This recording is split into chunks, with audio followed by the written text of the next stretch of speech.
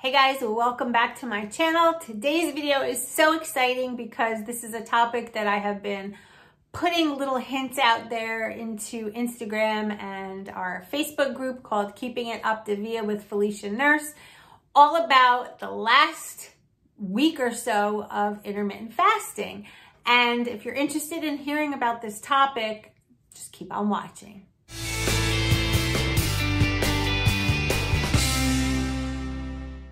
Okay guys, intermittent fasting. So I took a ton of notes down, but I just want to tell you a little bit about why this started for me and what made me do it and all these other things. And then we'll get into like what it is, why it's great, who should stay away from it, and all that other stuff. In one of my last videos, you saw that I was having some thumb joint pain.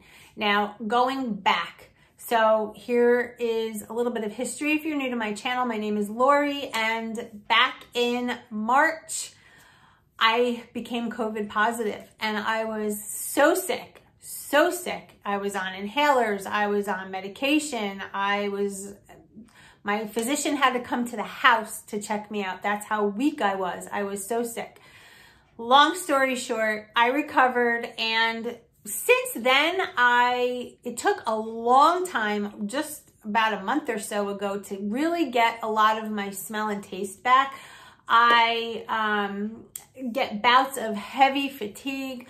I don't sleep well. I noticed probably over a month now, some joint pain, and all of these things are not who I am. I'm typically a very outgoing, energetic, sleep type person.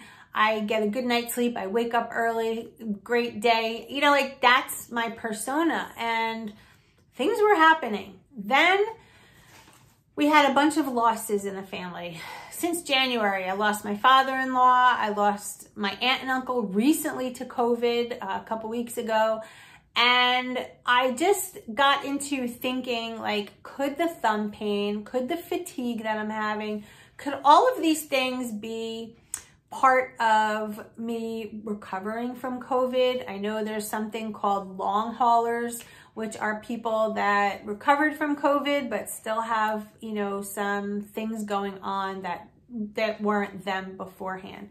And so I don't consider myself a long hauler because I would say I'm about 97% back to me, but there's still that little bit of percentage where I feel like I'm still not who I was before COVID. So with the death of my aunt and uncle recently, I, for whatever reason, lost my appetite through that whole thing. I don't know if it was just stress, just, you know, right. They live in Florida. I never had a chance to say goodbye. Like, my parents were with them. They wound up having to get COVID tested. I was nervous. Just a lot of stress. My job also, I love it. The best job I've ever had, but sometimes it can be very stressful. So my stress level was very high. I know my cortisol was up. Again, going back to the thumb pain. I also started experiencing dizziness, vertigo, horrible when I tell you. It started out where I was laying in bed and I rolled over, and so I figured it might be the inner ear. There's something called BPV. You can look that up. Basically, that is when you tip your head a certain way. If you have some crystals that float around in the inner ear, it can cause that feeling of spinning. It's actually benign. It's nothing to worry about, but it can be very stressful when you're trying to go about your day.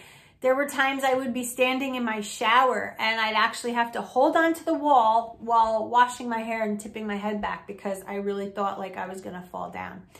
And then you get into a cycle of where you get anxious about, I started getting nervous. Am I gonna fall down? Why am I dizzy? Why do my joints hurt? Why can't I, you know, go about my day? Why am I so fatigued? Why do I have a headache? Why do my muscles hurt? Like it just became a cycle. So with that out of the way, you know, I'm a nurse, so I have access to physicians and all kinds of things. And I started asking some questions because I felt like, what can I do? There's gotta be something that I can do. So one of the doctors asked about my diet. And I told him Optavia, and he actually heard about it and said, that's a phenomenal weight loss plan. Why are you on it? And I was like, what? He's like, you don't have any weight to lose. I'm like, yeah, I really do. But to the eye, you know, I might not. But to me, I have a lot of like loose, you know, like areas I could probably tone up in my gym, but I do have areas of body fat, you know, my arms, my thighs, my lower belly from C-sections. Like those are just areas that are difficult for me. I don't have a ton of weight to lose, like 10 to 15 pounds max would be where I'd like to be. So the doctor was like, okay. He goes, I have a suggestion. On Optavia, can you intermittent fast? And I'm like, no, you have to eat every 2 to 3 hours. And he's like, but intermittent fasting is really good because it will help reduce the inflammation. It'll do all these things for you. It'll help your cells detoxify. He gave me this whole big thing. And I'm like, I can't do that on Optavia because the calories are so low. We're supposed to eat every couple of hours to keep our metabolism going, right? We're supposed to eat and then our body burns it off. Then we eat again. The body burns it off. We eat again. But he had me intrigued because I had tried this in the past, I think when I was doing keto, and I was starving on it. It like worked for a couple days, but I mean, I obviously wasn't doing it correctly. So we started conversating, and then, you know, I kind of put it in the back burner, and then I started thinking about it again. And then when my appetite went away with the deaths and whatnot, I kind of was doing a fast without even realizing it. So that's kind of like how I started. I was like, I'm not even eating, so I might as well start fasting. But I didn't want to give up Optavia because that's the plan that works for me. So what I started doing was fasting for 16 hours. And then in an 8-hour window, I was like, let me try to get my fuelings in, because I remember when I called nutrition support about, can I combine fuelings? Like, can I make chicken with the breading when I mashed up the barbecue crunchers? You guys saw that video. It's in my library. Check it out. And they said, yeah, I mean, it's not the best, you know, thing to do, but sure you can, because the nutritionist from Optavia said to me, and I quote, as long as you get your fuelings in throughout the day, the clock doesn't know when you're putting it in your mouth. So the goal is to get all of your fuelings in a day, and that's it. So I was like, okay. So I literally started to keep a log. All right, now I'm going to read it to you. This is what I was doing. I'm not a doctor. I'm not prescribing. I'm just telling you what I've been doing. So at 1 o'clock in the afternoon, that's usually about for the last week when I've been breaking my fast, I wake up and I have 2 fuelings. That could be a bar and a bar. I could have a shake and a blueberry muffin. I could have, I mean, any 2 fuelings. They're all interchangeable. I've mixed my brownie and my chocolate chip cookie and made one big, oh, so good, with my coffee. 1 o'clock, 2 fuelings. Then again, at 3 o'clock, I have 1 fueling. So that could be a shake. It could be what have you. 5 o'clock. So this is 2 hours later, 2 more fuelings. And that one, I usually do either a cruncher and a shake, a bar and a shake. I like the shake. I don't know. It's kind of like a drink. And then I skip to 3 hours later at 8 o'clock. And you know I don't normally like to eat past 7, but I will have a lean and green. But here's the kicker. I'm not doing so lean. I'm kind of doing a keto lean and green. Hear me out. I'm not ingesting a ton of fat. That's not it. But I'm having a ribeye steak. I'm having a burger. I'm having ground beef. I'm having salmon. I'm having your typical, what you would think would be keto, but without adding extra fat. I'm not dousing it in butter, coconut oil, stuff like that. As you can see on my Instagram page, you saw I made a 3-egg omelet. On Optavia, you're allowed to have 3 eggs. They don't recommend it every day, but once a week you can have 3 whole eggs. So I started doing that because I wanted to see, since I was jamming some fuelings together, how I could go 16 hours without food. Because I know a lot of you are like me on Optavia. We're great all day, and then at night, sometimes we get the munchies, we get hungry, we're watching TV, and all of a sudden on the commercial is like Pizza Hut or something. And it's like, maybe I'll go dip into the peanut butter. Maybe I'll have a little bite of this. Maybe I'll have some cheese. So I wanted to avoid all of that. I really wanted to get the inflammation down. Then I started thinking, I haven't been the happiest on Optavia. I think that their quality control is having some issues. I'm not bashing it because I love them. I will stay on it. It's just, it was in my head. I'm like, let me see if I can do this. So anyway, I started condensing the fuelings like I just explained. Started to have my lean and green, but it was more of fatty cuts, right? Not the 99% lean ground turkey. It was a steak, or like I said, the burger, 85% burger, or salmon. We're allowed to have all of those things, right? But the one thing I didn't do was measure it down. So if I made a ribeye, I ate the whole ribeye. If I made a burger, I ate the whole burger. I wasn't meticulous with weighing that piece out because I wanted to get that extra fat that was already built into the protein into my system so that I can see how I did with fasting. Well, here we are today, and I have to tell you, I just finished, I think, my second or third 20+ hour fast. 20 hours and 15 minutes, 20 hours and 16 minutes. I always try to beat it. I have no hunger. I have absolutely no hunger. It's almost difficult to start eating at 1 o'clock. What? I can't even tell you how bizarre this is. My thumb pain is almost completely gone. I can actually bend it now. I couldn't bend this thumb. I mean, you can still see that there's a little bit of a bump there, but I think we all have that. See, the other one has it. But you see how this thumb I can get like all the way in? This one I have a hard time with, but I could hardly bend it. I feel more energy. I feel my sleep is better. I feel kind of like I did when I was on keto. What in the hell?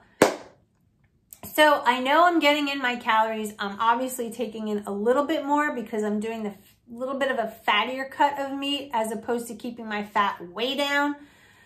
And I mean, that's just given science. When you eat fat, you're satiated, right? So all day long we go having our fuelings and our fat is very low. By having that dinner right before that 16-hour fast, having a little bit of extra fat, I can do it. And I can't even begin to tell you the weight loss. Now, clearly I had some weight loss before I started doing this just from stress, but I'm down almost 6 pounds already. And what? I'm literally baffled by it. So I'm going to continue this for another week and see if I can maintain it, see if things are great. How's my thumb? How are my joints? I haven't had any headaches. But I will say this, I haven't had any headaches, but in the very beginning when I started doing this and I started crunching the fuelings together, 2 days I had a headache. And I'm like, okay, so I must be going into some kind of ketosis. Now, how is that? Because all along, we're on some kind of fat burn. I'm not really changing anything except, quite frankly, adding a little bit of more calories in and a little bit more fat. That's it. That's the only thing. And I've been drinking a lot of water, And I've been adding pink Himalayan salt to my water. Literally, I fill this up with water. I do 1 crank in here. I feel so much better. It's an electrolyte. Where I think on Optavia, I think my sodium level was a little bit low. That's naturally me because I don't add salt to anything. And here's another thing. I can show you pictures of this because I've been keeping track. My heart rate dips into the 40s. And I was telling my mother-in-law this, who is a retired nurse, and she's like, your heart rate should not be in the 40s. And when I tell you that I was having that vertigo and such, I started to wonder, is the dizziness from my blood, my heart rate rather, being so low? As a nurse, I know that. Our heart rate should be 60 to 100, not 40, okay? I'm not an Olympic athlete. So on the average, it's about, I would say like 55, 56, maybe up to 60 on an average. But it went down to 40. It went down to 39, and that was the lowest. And my husband works for a cardiologist, and I'm like, I need to come in for an EKG, an echo. I want a stress test. I want to wear a Holter monitor. I want to know why the hell my heart rate is dipping down so low. It's not normal. And it was like in the middle of the day.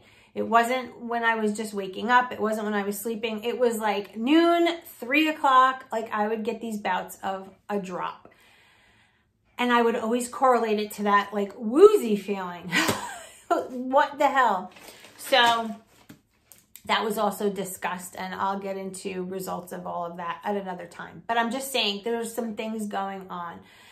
And for whatever reason, this intermittent fasting seems to be working for me. I can't really explain why, but that's what I'm doing. And I took some notes down on the benefits of intermittent fasting and who and why you should not do this. So I'll quickly go over the benefits.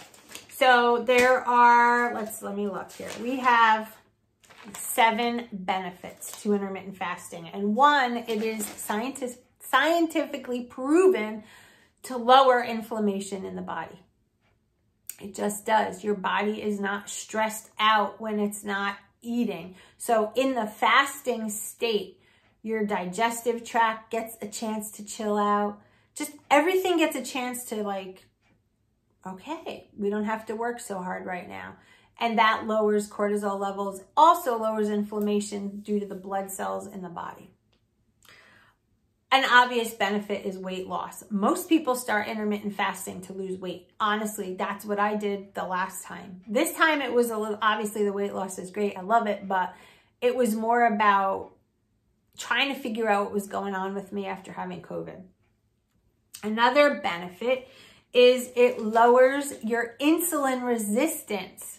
So basically it says that intermittent fasting will lower the blood sugar by 3 to 6%. And fasting insulin levels will be decreased by 20 to 30%, which protects against diabetes type 2. So if you're a diabetic, talk to your doctor about fasting and see if that would help. Another thing is that it's heart healthy. Believe it or not, people think that intermittent fasting can mess up with your electrical system, but it doesn't. It actually reduces the bad cholesterol, which is called LDL, and it also lowers the triglycerides, the inflammatory markers, blood sugar, and insulin resistance, all of which are risk factors for heart disease. It also helps if you have any worry or concern or family history of cancer. Animal studies suggest that intermittent fasting may prevent cancer. We know that cancer loves sugar and it proliferates, meaning it multiplies and multiplies when there's glucose. So if you have insulin resistance, if you're pumping in a lot of sugar, which on Optavia we're not doing, but if you're not on Optavia and you're watching this video, it can, by lowering what you're eating and you're fasting and you're giving your body a break, it actually can help stave off some cancers. Brain health. It helps with brain health by increasing the brain hormone called BDNF. You can look that up. And it aids the growth of new nerve cells in the brain, which can protect against Alzheimer's. Now, my grandma, God bless her soul, died of Alzheimer's. It is the most horrific thing to watch someone die from. I don't want Alzheimer's. I don't. So if this can actually help me, then I'm going to try it for a while. Just saying. All right, so another benefit is it's anti-aging. It says that intermittent fasting can extend the lifespan in rats that have been tested as going at least 16 hours. Fasted rats were tested to have lived 36 to 83% longer than rats that didn't fast.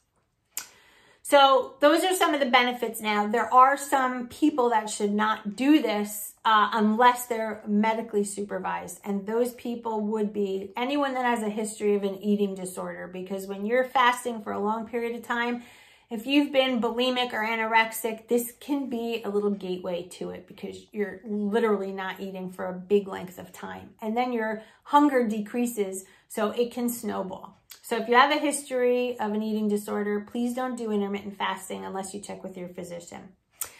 If you have diabetes, you should also be under medical supervision. If you have blood sugar regulation issues, if you bottom out a lot, you should not be doing this. Again, without medical supervision. If you have low blood pressure, your kidneys are going to pump out a lot of fluid when you fast. Whether you're keto or Optavia, it doesn't matter. It just happens. I'm in the bathroom all the time. That will lower blood pressure. So if you have a history of low blood pressure, make sure that you're under medical supervision. If you're underweight, be very careful, because you will lose weight regardless.